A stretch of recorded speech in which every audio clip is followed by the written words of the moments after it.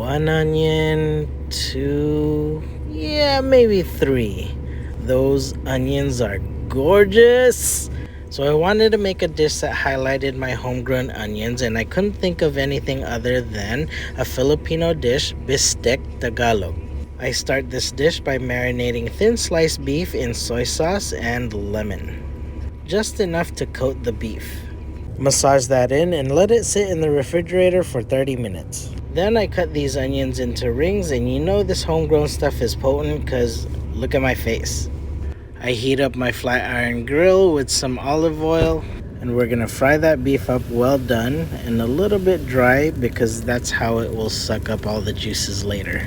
Set that aside in a baking pan and season it with pepper, no salt because there's enough sodium in soy sauce. Now we add the onions. Okay, a lot of onions. It's the best part of this dish, guys.